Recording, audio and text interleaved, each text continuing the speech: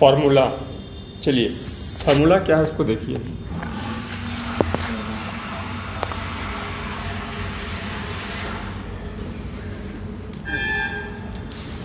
Atoms जो है कल जो हमने बात की थी एटम का, तो एटम अकेले मौजूद रहता है। हम बनाएंगे।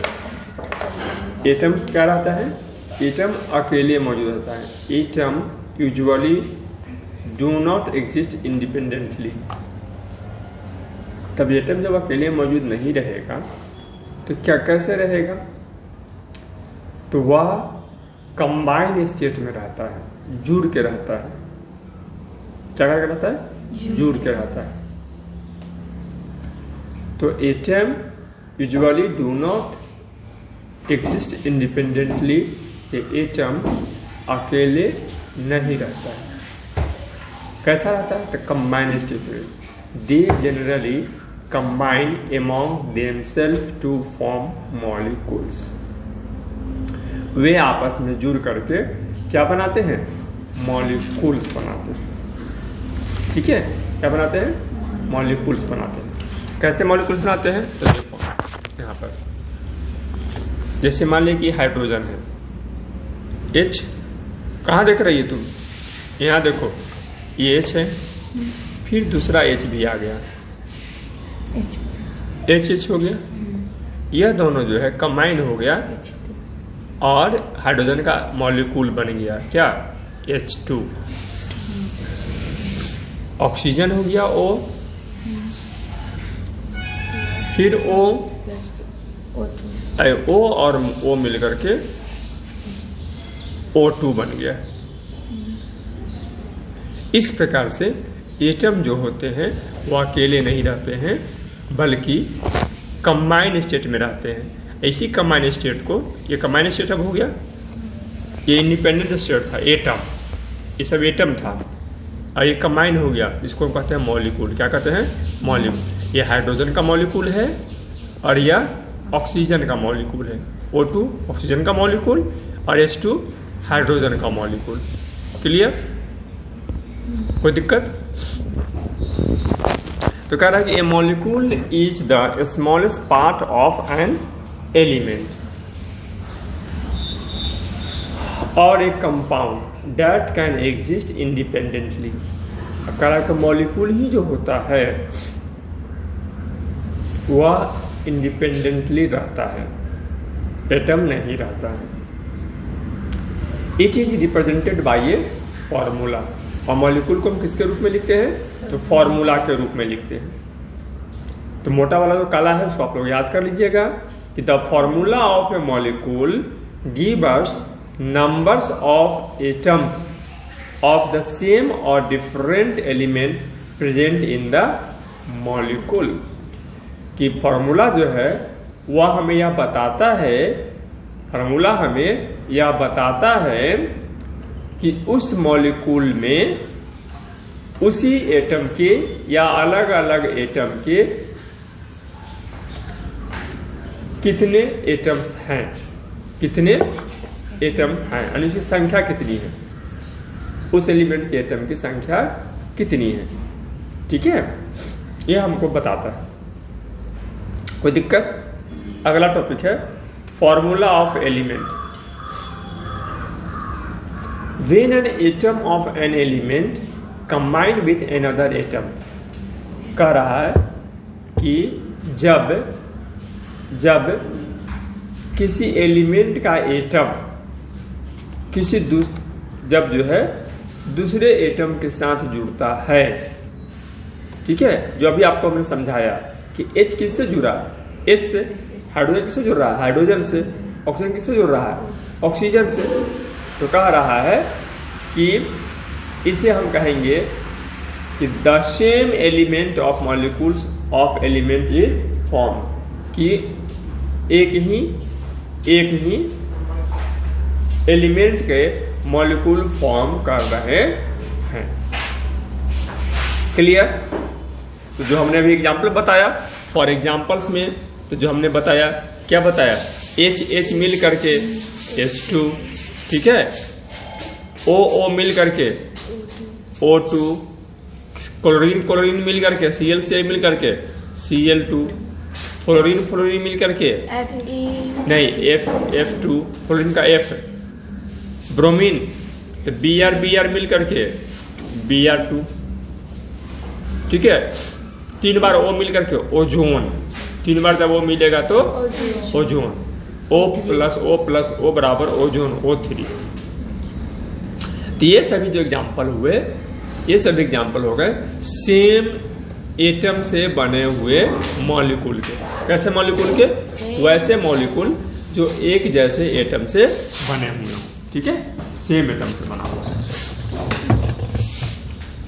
अब अगला है, कुछ ऐसे भी होते हैं, ठीक है, कुछ ऐसे भी होते हैं जो एटॉमिक स्टेट में ही रहते हैं।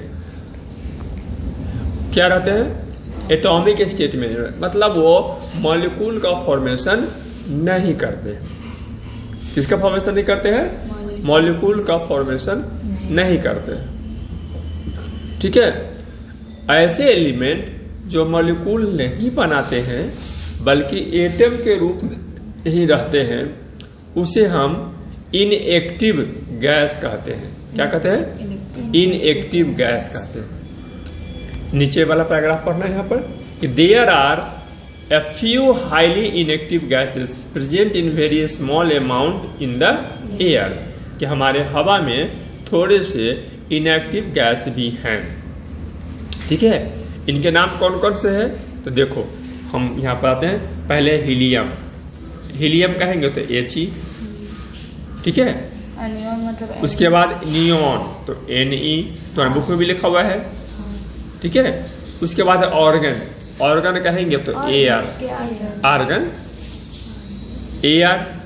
फिर कहेंगे क्रिप्टन तो Kr, Kr कहेंगे तो क्रिप्टन। जेनॉन, इसको पढ़ेंगे जेनॉन तो Xe, ठीक है। तो हीलियम, नियन, ऑर्गन, क्रिप्टन और जेनन, क्या याद कर लीजिए। हीलियम, नियन, आर्गन, क्रिप्टन और जेनन आर कॉल इनर्ट गैसेस या नोबल गैसेस। क्या कहते हैं उसको हम लोग? इनर्ट गैसेस या नोबल गैसेस कहते हैं, ठीक है। चूंकि यह मॉलिक्यूलर स्टेट में नहीं जाता है, या मॉलिक्यूलर स्टेट में नहीं जाता है, इसलिए हम लोग इसको मोनो एटॉमिक कहते हैं। अकेले रहता है ना, तो मोनो मतलब एक, एटॉमिक यानी एक एटम से बना हुआ। अब इसे जरा बताओ, H2 में कितना एटम कहेंगे उसको? H2। हाँ, तो उसको कहेंगे diatomic. Diatomic, di मतलब दो एटम, दो एटम से बना हुआ। तो देखो ये हो गया हीलियम, हीलियम में एक है तो मोनोएटॉमिक, हीलियम में एक है तो मोनोएटॉमिक। हाइड्रोजन में दो है तो डाई एटॉमिक। अभी भी एक और सिखाए ना, O3 तो triatomic, mono, di, tri. उसके बाद tetra, penta, hexa, hepta, octa, nona, deca इत्यादि होते हैं। तो पहला एक वाले को कहते हैं मोनो तो मोनोएटॉमिक, दो वाले को कहते हैं डाई तो डाई एटॉमिक, तीन वाले को कहते हैं ट्राई तो ट्राई एटॉमिक, ठीक है। तो इनर्ट गैसेस या नोबल गैसेस अकेले रहते हैं, इसलिए इसको हम लोग मोनो एटॉमिक कहते हैं। यहाँ लिखा हुआ है बुक में भी, आपके देखिए लिखा होगा। क्या लिखा होगा? क्या कहते हैं इसको?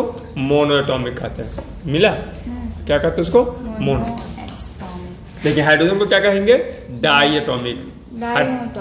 हाइड्रोजन H2 के रूप में ऊपर देखो, क्या देखो ऊपर वाला में हाइड्रोजन कहीं और पढ़ा है अभी, यहाँ पर होगा हाँ H2, तो कैसा होगा? Diatomic. और कहीं ओजोन पढ़ा है O3, देखो कहीं O3 होगा, यहाँ पर O3, तो वो क्या हो गया? Try atomic.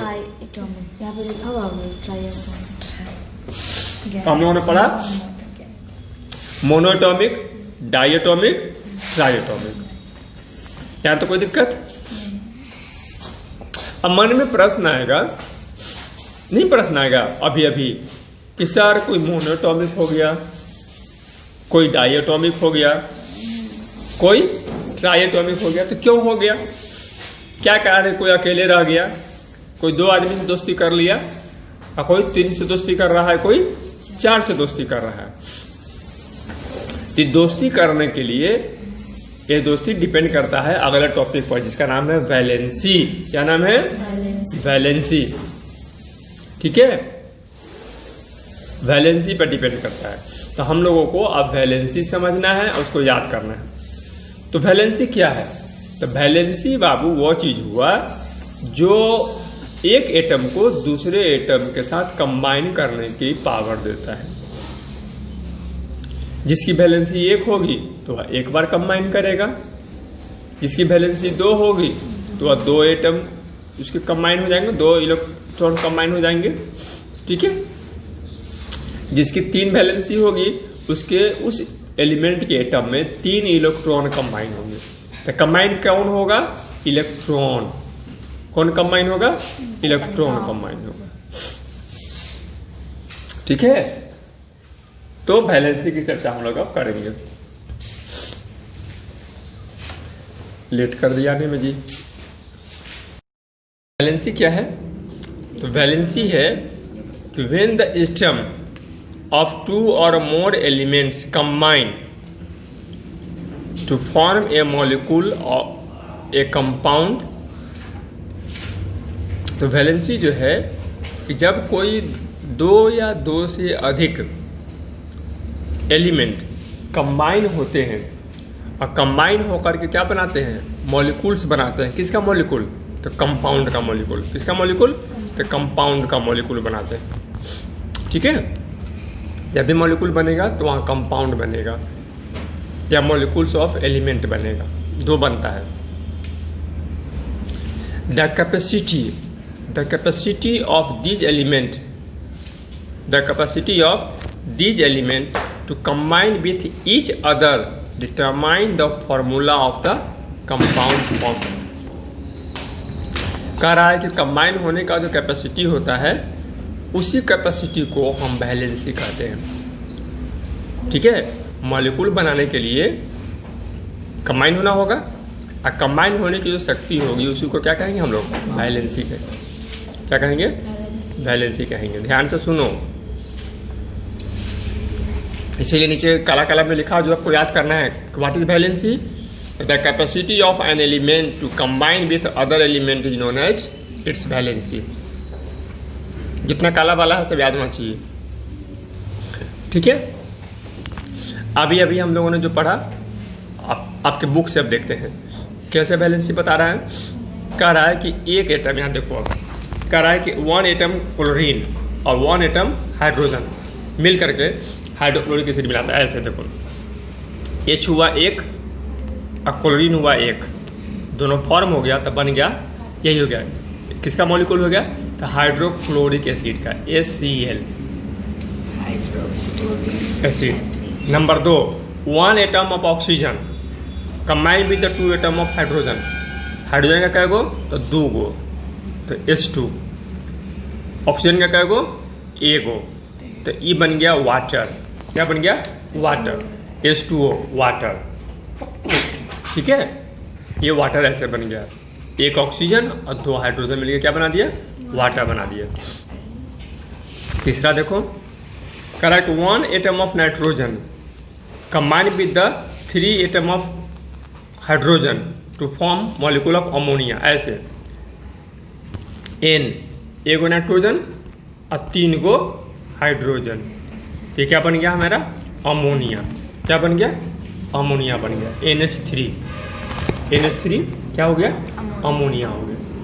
ठीक है, अमोनिया का बहुत सारा प्रयोग है।